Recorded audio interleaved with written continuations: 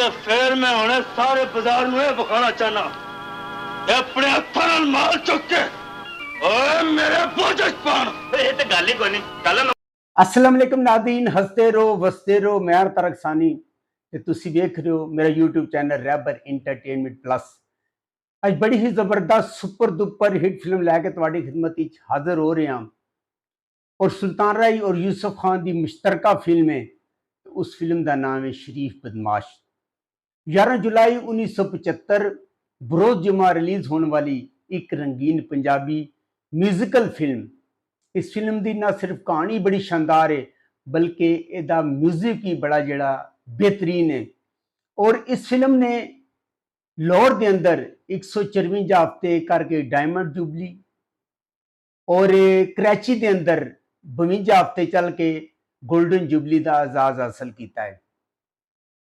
इस फिल्म के अदाकार सुल्तान राई, आसिया, मुमताज, यूसुफ खान, अतिया शरफ, अलियास कश्मीरी, असद बुखारी, अफजाल अहमद, मुस्तफ़ा कुरैशी, हदयात इकबाल कश्मीरी। म्यूजिक दिता है मास्टर अब्दुल्ला ने ते एदी कहानी लिखी है हज़ीम कादरी ने। फिल्म साज चौधरी मोहम्मद अजमल आसिम जिया। इस फिल्म का जो म्यूजिक है बड़ा शानदार है। 6 गाने और 6 तो 6 सुपर हिट। सब तो पहले जड़ा गाना है चंद्रा गुआंड ना होवे, मैं ते जावा डोल, जोगी आया दोबारे तेरे, जोगी आया दोबारे तेरे, ओ मैं ना जमदी, दिल दिया मन के, मेरी टोर कबूतर वर्गी।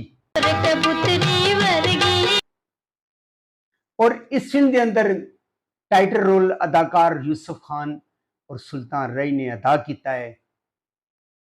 यूसुफ खान का इस फिल्म में शरीफ नाम होंदा है और नादर सुल्तान राई एक बदमाश होंदा है। इस तरह मिलके शरीफ और बदमाश इस फिल्म का नाम रखा गया। इस फिल्म के अंदर अदाकार मुमताज ने गुड्डो का किरदार अदा किया है, जिहड़ी शरीफ की पड़ोसन और उसकी मंगेतर होंदी है।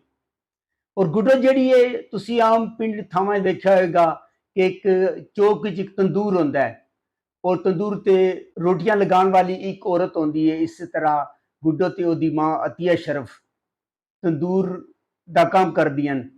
तू अपने तां ना रख लेने ते फिर मैं तेरे सीने विच छुरियां में ताई मारांगा।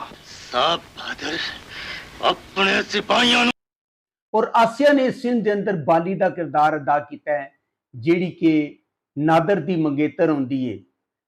पर और नादर के बदमाश होने की वजह तो उहदे नाल नफरत करती है और वो कहती है कि मैं शरीफ नादर की मंगेतर हाँ, बदमाश नादर दी नहीं। और नादर दे नाल बहुत ज्यादा प्यार करती है।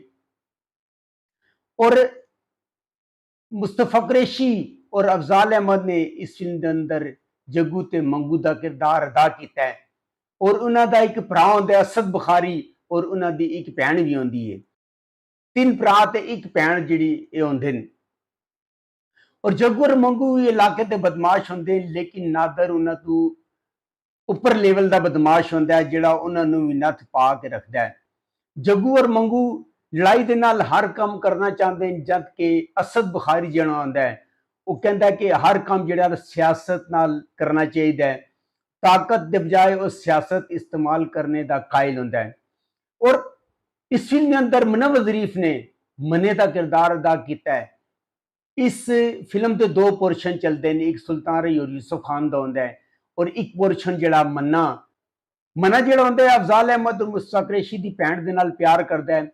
मन्ना एक नशेई इंसान होंदा है और नशा करता है और यह पोर्शन अलग चलता है।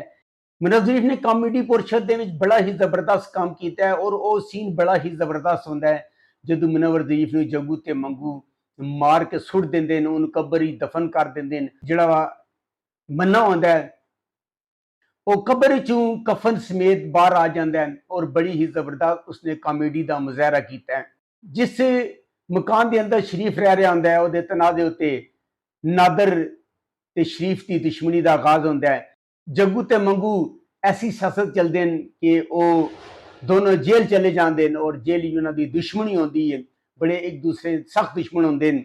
और इधर जग्गू ते मंगू जिहड़ा होंदा है वो गुड्डो ते बाली नूं चुक के ले आंदे। बाली दी जदों मंगू इज्जत लुटण दी कोशिश करदा है, उन्हें जग्गू नूं सड़ दिता जाता है। जिहड़ा शरीफ ते नादर होंदा है वो जेल तो फरार होके आंदे ने। उत्थे जंगल दे विच बाली दे नाल दी मुलाकात होंदी है। बाली अपनी जान तो हथ तो पैंदी है और वो जान तो पहले वो दस देंदी है कि उसकी इज्जत किने लुटी है। शरीफ कर जाता है लेकिन नादर आंदा है और जिहड़ा जग्गू होंदा है वो गुड्डो की इज्जत लुटण की कोशिश करता है, पर नादर पहुंच जाता है, उन्हें बचा के भेज देता है।